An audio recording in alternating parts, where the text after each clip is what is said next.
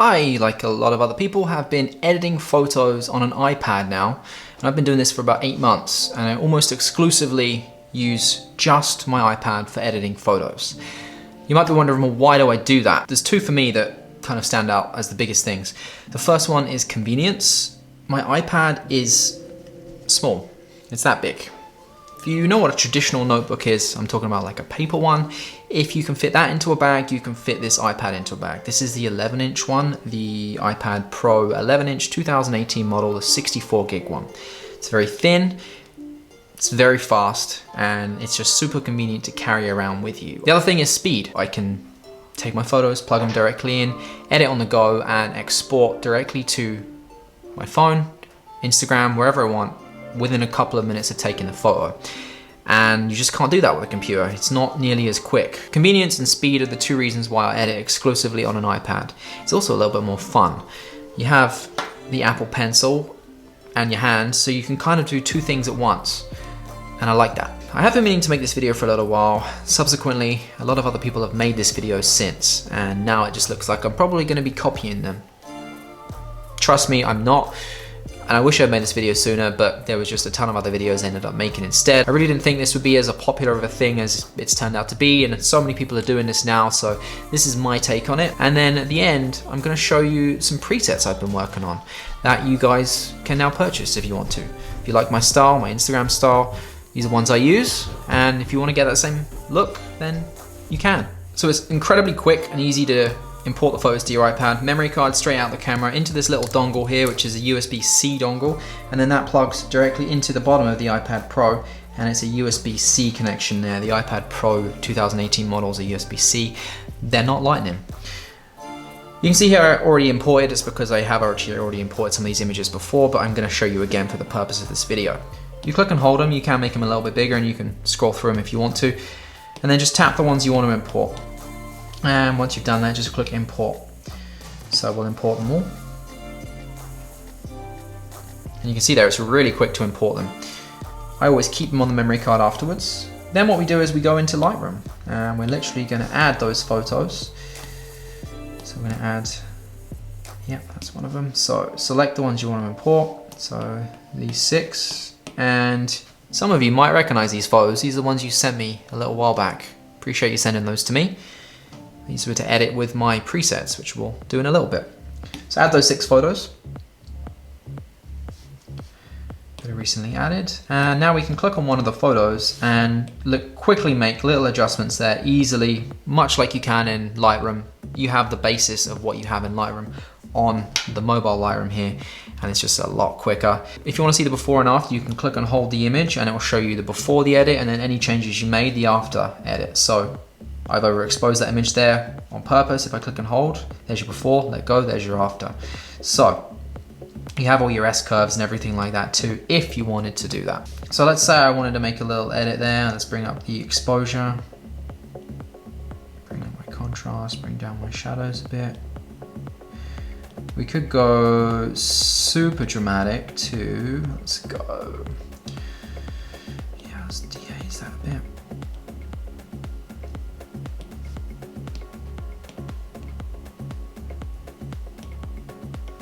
Now, a nice dramatic sky now, if that's the look you want to go for. So I'm quite happy with that. Now we can quickly go save to camera roll. Small, because if you're uploading to Instagram, you don't need it huge. You can see there, it's already done it. Now we can go to our photos, albums, photos, that one there. And if I wanted to, I can now airdrop that as quickly as that directly to my MacBook Pro, as it shows you there, or for the purpose of Instagram, to my phone. Really quick, and that's how quick it is in real time to edit a photo. You can see how convenient that could be. All right, let's go back to Lightroom, and now let's talk about some of the presets, or the LUTs, whatever you want to call them, that I've made. So if we go along to this button just here, you'll see my CB 2019 pack, which you can now purchase down below if you are so inclined. If you want my look, my style, I've made these so you guys can have that. Presets will always give you a really nice basis for the image. Some of them are really extreme changes and some of them are a little bit more subtle. You might have to make some little tweaks here and there as well to your exposure, your contrast, just to get it exactly how you want. But for a basic, nice, quick edit, these presets are really convenient. As I said, these are the ones that I use.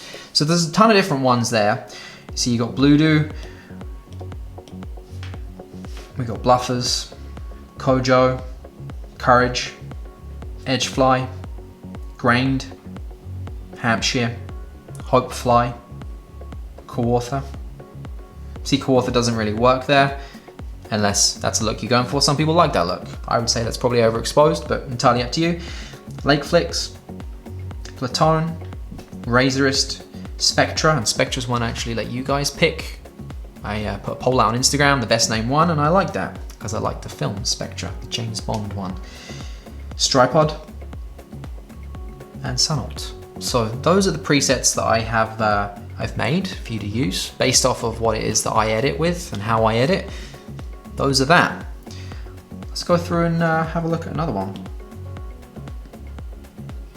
Let's pick this one here. Now I know where this is. It's not my photo, it's one of your guys' photos.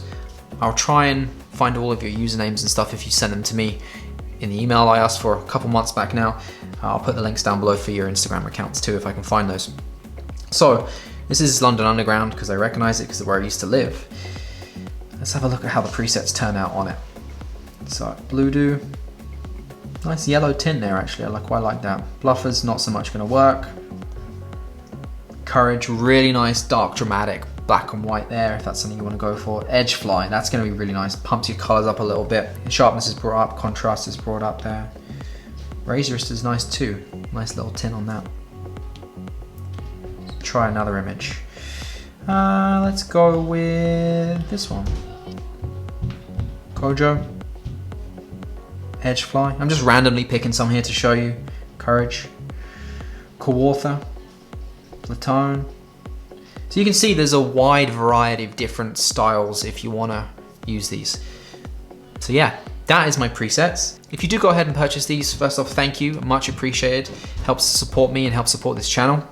And it ultimately lets you get the same style, the same kind of color as the images that I edit, the images that I take, if that's something you want to do. Now, a couple of things to bear in mind. These will work on any image that you can import into Lightroom, whether it's a JPEG, a RAW, obviously can work a little bit better with RAWs, but they will work with JPEGs as well. When you pay for and download the zip file and you unzip it, it will have all of the presets in there which you can import into Lightroom. You need to make sure you're running the latest version of Lightroom as well. And if you're not too sure on how to import those presets, I've included a little how-to video guide just to show you to do it. It's really easy, they couldn't make it any easier. But in case you don't know, that video is there for you too. And if you install the presets on your computer, I'm obviously using an iPad here to show you, but you can install them on a computer. If you're using Adobe Creative Cloud, it will automatically put them on all your devices that you're using Creative Cloud with as well. So that's super convenient. So there we go, that is the presets that I have made. That's that. If you have any questions or if you end up using my presets, please feel free to tag me in them. I'd love to see what you guys can do with them. Yeah, there we go. If you want to click some buttons down below, there's a subscribe button and a notification bell. I hear those are good ones to push. Otherwise, I'll see you guys in the next video. See you later.